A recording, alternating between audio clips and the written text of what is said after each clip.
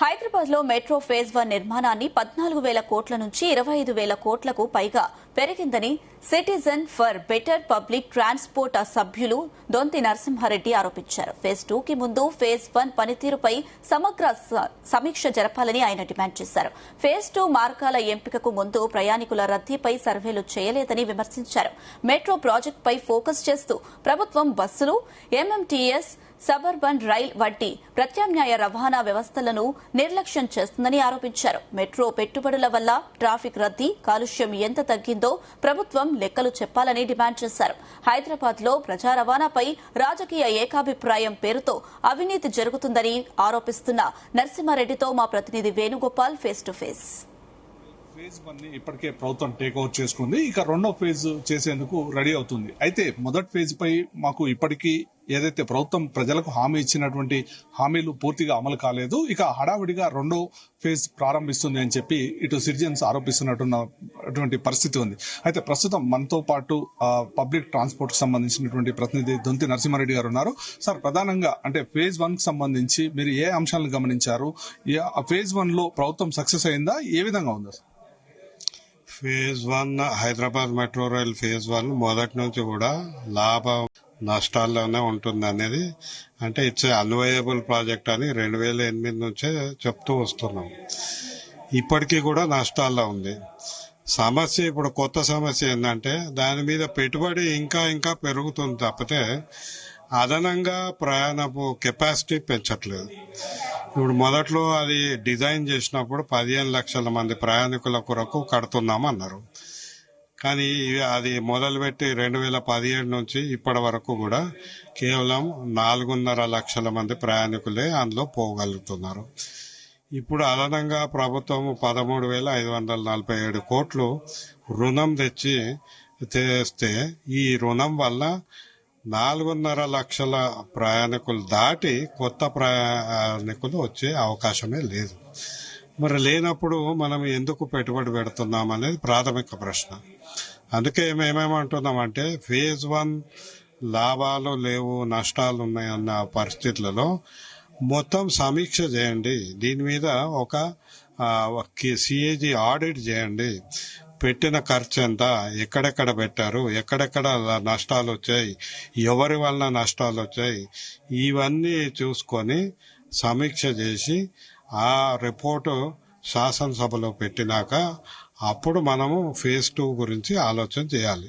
కానీ ఆ ఆలోచన చేయకుండా ఫేజ్ 1 ఏదో విజయం సాధించినట్టు, ఫేజ్ 2 వలన ఇంకా ప్రజలకు అదనపు సౌకర్యం ఏర్పడుతున్నట్టు ఇటు రాజకీయ పక్షాలన్నీ మాట్లాడడం ఇది తప్పు. ఇది పూర్తిగా సామాన్య ప్రయాణికుడి పట్ల చేస్తున్న అన్యాయం. ఈ అన్యాయాన్నే మేము ప్రశ్నిస్తున్నాము. మీరు 35 లక్షల మంది ఎప్పుడైతే 2009లో కూకట్పల్లి నుంచి చార్మినార్ వరకు ప్రయాణిస్తారో వాళ్ళ కొరకు మెట్రో రైలు 15 లక్షల ప్రయాణికులు అన్నారు. ఆ 15 లక్షలు పోయి ఇప్పుడు 4.5 లక్షలు అయింది. మరి మిగతా 60 లక్షల ప్రయాణికుల ప్రయాణం ఎట్లా? వాళ్ళ మీద పెట్టుబడి ఎప్పుడు పెడుతుంది ప్రభుత్వం? అయితే ముఖ్యంగా అంటే ప్రభుత్వం చెప్తుంది ఏంటంటే గత ప్రభుత్వం ఏదైతే ప్రజలకు అవసరం ఉన్న మార్గాల్లో మెట్రో రూట్ డిజైన్ చేయలేదు. మేము ఏదైతే ప్రతిపాదిస్తున్నటువంటి మార్గాలు ఉన్నాయో అవన్నీ కూడా ప్రజలకు అనువుగా ఉంటాయని చెప్పి రాష్ట్ర ప్రభుత్వం చెప్తున్నటువంటి పరిస్థితి. అందులో భాగంగా సెకండ్ ఫేజ్ స్టార్ట్ చేస్తామన్నారు. దీనిపై మీరేమన్నారు? సెకండ్ ఫేజ్ స్టార్ట్ చేసినా కూడా దానికి చేయాల్సింది డిమాండ్ సర్వే చేయాలి. ప్రయాణికులు ఏ రూట్లో ఎంతమంది ఏ విధంగా ప్రయాణిస్తున్నారు, మరి ఆ ప్రయాణికులకు మెట్రో రైలు సరిపోయే ప్రయాణ సాధనమా కాదా అని రెండో అంశము పరిశీలించాలి. అంటే ఇవన్నీ చేయాలంటే ముందు అధ్యయనం చేయాలి, సర్వే చేయాలి.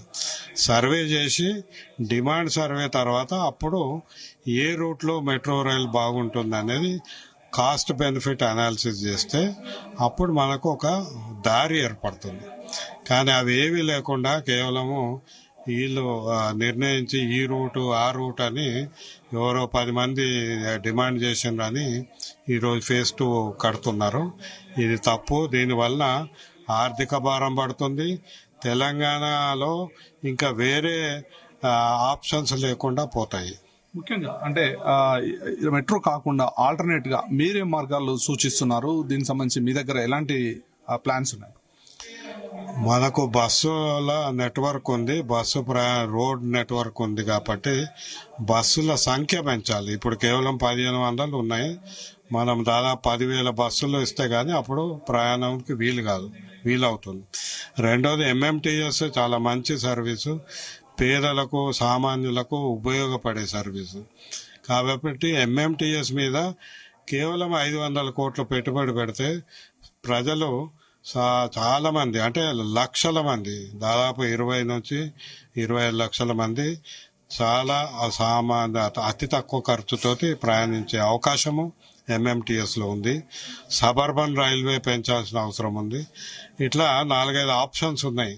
కానీ ప్రభుత్వం వీటి గురించి పరిగణలోకి తీసుకోవట్లేదు, పెట్టుబడి పెట్టట్లేదు. అది సమస్య. ముఖ్యంగా కొన్ని సంస్థలు కూడా సర్వే చేశాయి, ఏ మార్గాల్లో రద్దీ బాగా ఉంటుంది ఏంటి, అలాంటివి ప్రభుత్వం పరిగణలోకి తీసుకోలేదా? ఇప్పటి వరకు అయితే ప్రజా బాహుళ్యంలోకి ఏ సర్వే కూడా రాలేదు. ఇదివరకు చేసిన సర్వే, ప్రభుత్వమే చేయించిన సర్వే ఉంది, కాంప్రహెన్సివ్ ట్రాఫిక్ స్టడీస్ అని. ఆ సర్వే ప్రకారమే మనకు ఎక్కడెక్కడ ప్రయాణికులు ఎంతమంది ఉన్నారని ఒక అంచనా ఉంది. ఆ అంచనా ప్రకారం ఈ రూట్లు లేవు. ఫేజ్ 2 రూట్లు ఆ అంచనా ప్రకారం కూడా లేవు. అదైతే 20 ఏళ్ల కిందటి సర్వే, కొన్ని 10 ఏళ్ల కిందటి సర్వే. ఇప్పుడు మళ్ళా కొత్త సర్వే చేసి పెట్టాలి. కానీ ఎక్కడ అసలు డిమాండ్ లేని ఎయిర్పోర్ట్ నుంచి ఫ్యూచర్ సిటీ లేదా ఎయిర్పోర్ట్ కి అనేది ఇవి పనికిరాని రూట్స్, ఇవి అందులో ప్రయాణికులు వచ్చే అవకాశమే లేదు. ముఖ్యంగా కేంద్ర ప్రభుత్వం మరి ఇలాంటి అంశాలన్నీ పరిగణలోకి తీసుకోకుండానే ఫేజ్ 2 కి అనుమతిస్తుందంటారా? కేంద్ర ప్రభుత్వము, రాష్ట్ర ప్రభుత్వము, GHMC అందరూ కూడా ఈ అన్యాయం చేస్తున్న పరిస్థితిలో భాగస్వాములే. ఎవరు కూడా సామాన్యుల కొరకు ఆలోచించట్లేదు. అందుకే మీడియా ద్వారా మేము ప్రజల ముందు ఈ ప్రశ్నలన్నీ వాళ్ళ ముందు పెడుతున్నాం. ముఖ్యంగా మీ డిమాండ్స్ ఏంటంటే?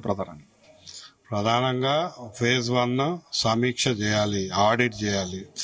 దాంట్లో ఇప్పటి వరకు పెట్టిన ఖర్చు వీటన్నిటి మీద పూర్తిగా సమగ్రంగా సమీక్ష చేసి ఆ అనుభవాలను ఒక రిపోర్ట్ రూపంలో శాసనసభ ముందు పెట్టాలి. అందులో బాధ్యులు ఎవరో వాళ్ళని తేల్చాలి. ఆ తర్వాత మన ప్రయాణికుల డిమాండ్ సర్వే చేసి అవసరం మేరకు ఏ ప్రయాణ సాధనం ఉపయోగపడుతుందో దాని మీద ప్రభుత్వం పెట్టుబడి పెట్టాలి. మొత్తానికి ఏదైతే ఫేజ్ 1 వల్ల కేవలం కొంతమంది మాత్రమే ఉపయోగపడుతుంది, ఇక ఫేజ్ 2 నైనా కనీసం సర్వే చేసి ఏదైతే ఇంప్లిమెంట్ చేసే రూట్లు ఇక ప్రజలందరికీ ఉపయోగపడే అవకాశం ఉంటుందని చెప్పి దొంతి నరసింహారెడ్డి గారు చెప్తున్నారు. ఇక మరోవైపు ఏదైతే రాష్ట్ర ప్రభుత్వం హడావిడిగా ఈ ప్రాజెక్ట్ చేయకుండా గతంలో ఏవైతే లోపాలు ఉన్నాయో వాటన్నిటిని సరిదిద్దుకొని ఫేజ్ 2 కి సంబంధించి ప్రణాళిక రూపొందించుకొని ముందుకు వెళ్ళాలి. కొన్ని రూట్లలో బస్సులు మాత్రమే ఎక్కువ రష్ ఉంటుంది, కొన్ని రూట్లలో మెట్రోలో వెళ్తూ ఉంటారు. కాబట్టి ఇలాంటివన్నీ స్టడీస్ పరిగణలోకి తీసుకొని ఒక సర్వే చేయించి మాత్రమే ఫేజ్ 2 చేపట్టాలని చెప్పి దొంతి నరసింహారెడ్డి గారు కోరుతున్నటువంటి పరిస్థితి. కెమెరామెన్ మహేందర్ తో వేణు, జే న్యూస్, హైదరాబాద్.